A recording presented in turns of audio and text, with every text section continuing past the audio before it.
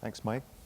Glad to be here, and hoping for some slides. Here we go.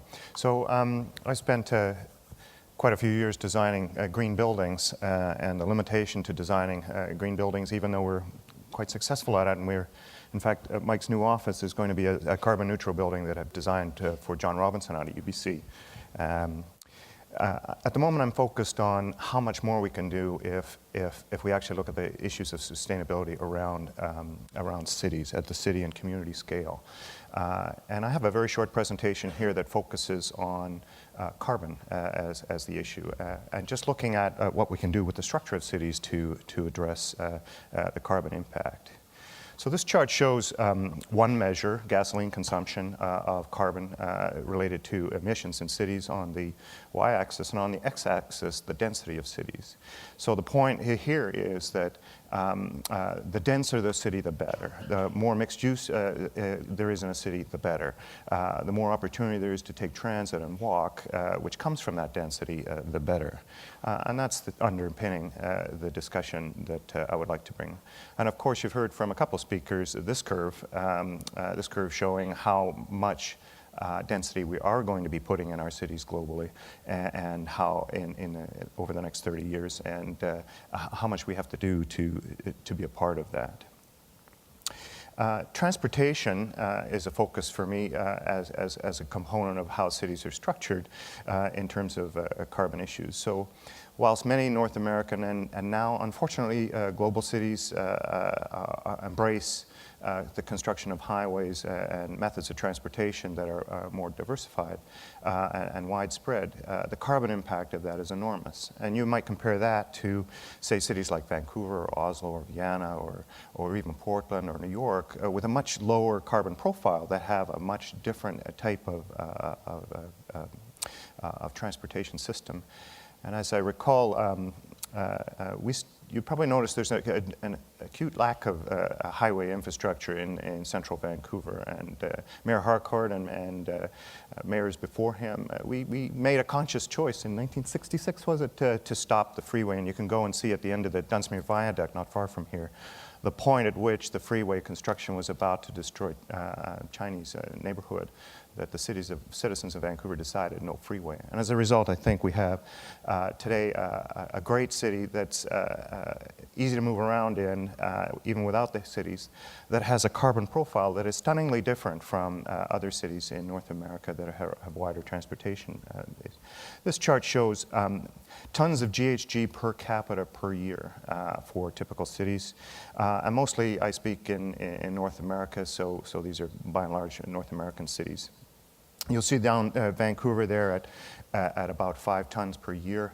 Again, based on compact, lack of freeways, good transportation infrastructure, and a walking city where you can walk to and from work if you locate strategically.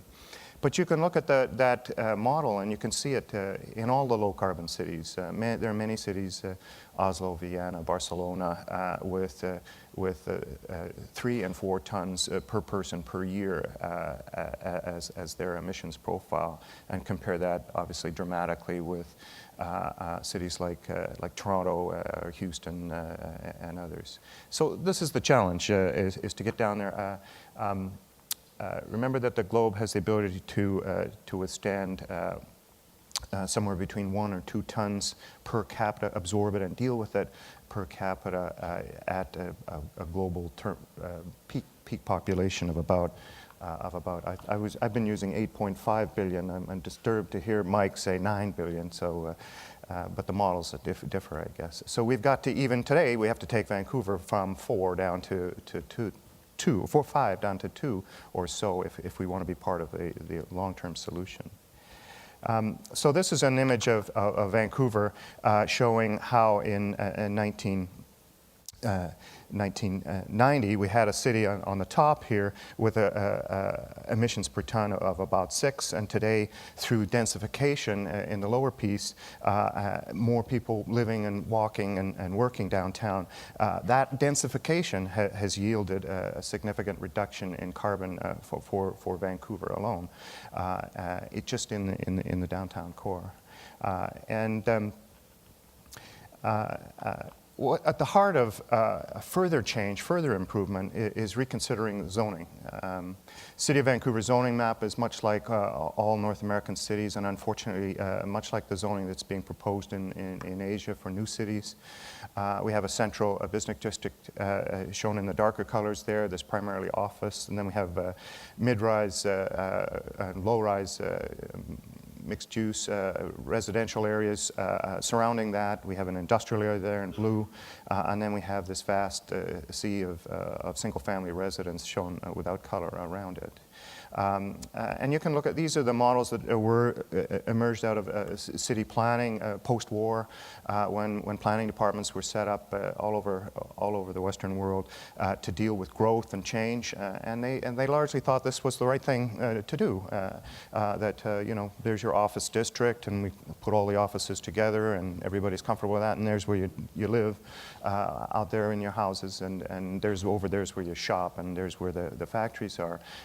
But it's the wrong model today, and unfortunately it's going to take a Herculean effort to change zoning patterns of zoning in the Western world, because there's so many entrenched positions there. But once again, the models are there in Vancouver. These charts show the difference in emissions profiles related to the use to density. On the left, you have suburbs showing obviously vehicular driver emissions because people have to drive everywhere to get anything. Very high levels of carbon from those sources.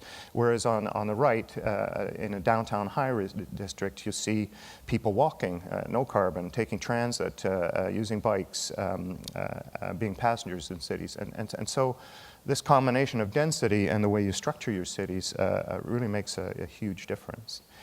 Today, if you look at what makes up Vancouver's carbon profile on a per capita basis, I said an average of about 5.5, you can see that people living in different parts of the city have different emissions profiles. The people who live downtown in the purple area there, and we have this well-developed West End, and we have new emerging areas in False Creek and on Cole Harbour, great residential districts.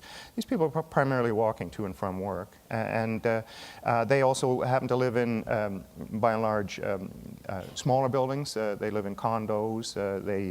They can walk to shop. They can walk to entertainment.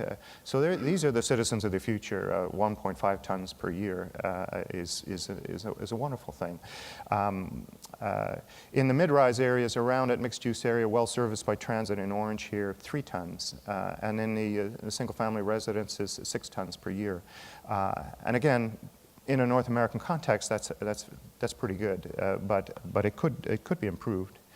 And so we've proposed and discussed with the city, and they're working on zoning that follows some of these ideas. They're not our ideas. We were just emphasizing them to other people, that we should actually take that model and change it, and we should build a nodal city of dense mixed-use development around transit infrastructure.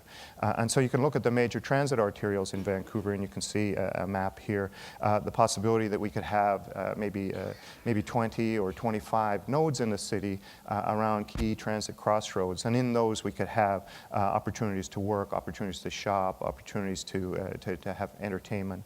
And you'll see the inner circles there, the orange ones, they're actually walking dimensions. So 400 meter in a radius is a comfortable, 500 meters is a comfortable walking distance.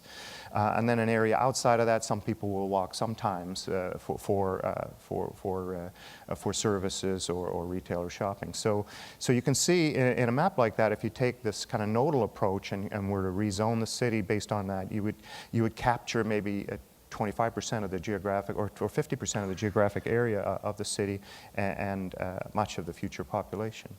So this is a diagram that comes from a study that we did of the New Canada line that's just been put in, suggesting that each of those stations should become the focus for mixed-use, high-density development, and the city's moving in this direction.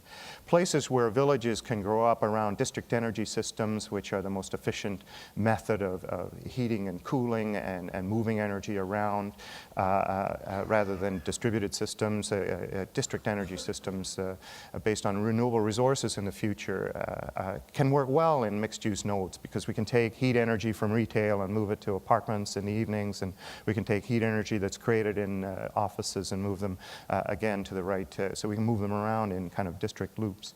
But there are also places where villages can grow up, where if I live at the edge of this village in my single-family residence, my children can move into medium-rise or high-rise just a short walk away, and my parents can be in a senior's home nearby, and then there's a school and a park and retail and so on around them. So this nodal idea, rather than the map I showed to you to begin with.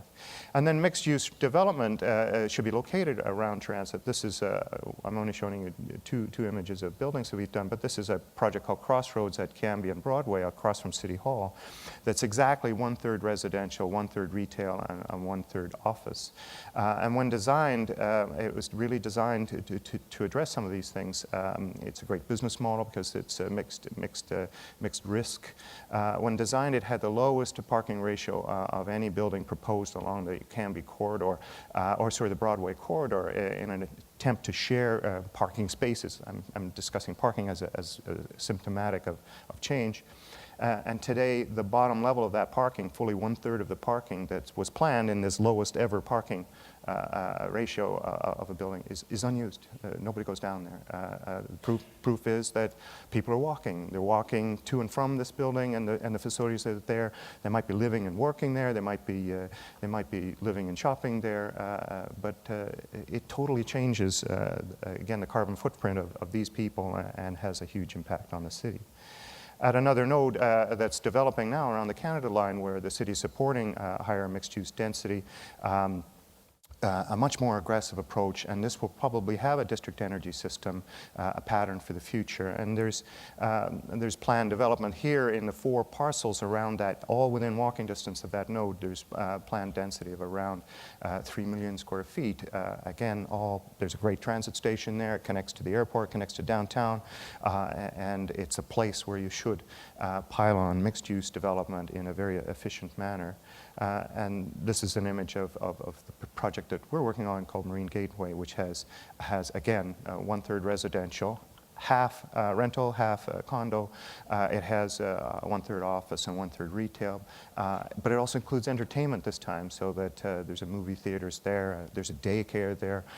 There's all kinds of things that would allow people to take transit and enjoy living without, at the same time, reducing their carbon impact.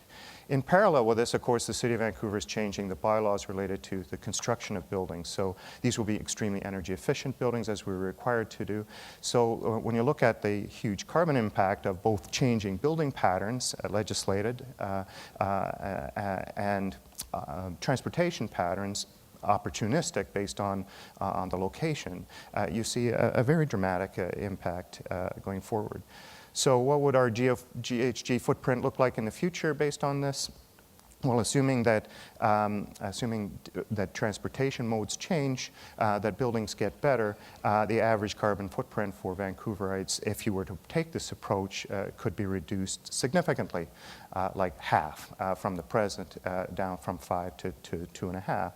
And it looks like this. Downtown, the previously very good at 1.5 tons per year, they're living now in renovated and improved buildings, so they're down at 1 ton. The mixed-use Kitsilano Broadway type people, they don't have to go downtown to work anymore. There's now lots of offices on the Broadway corridor, and there's new entertainment facilities along Broadway and along the transit corridor, so they've gone from 3 to 2. And even the single-family residents in the gray area there, many of them can now walk to shops and entertainment and even places of work on these transit nodes. So even though they may choose to remain in their single-family residences, they can change their patterns, and Vancouver can drop from the present 5 tons to 2.5 tons. And it looks like this. So the status quo, 5 tons. If we improve our buildings and our bylaws as the city's doing, we can get to, say, 3.5 tons over the 25 years it takes to renovate most of the buildings or build new in the city. But we can get to half, 2.5 tons, if we adopt a changed approach to zoning, build the transit infrastructure, and build these nodes of development around them.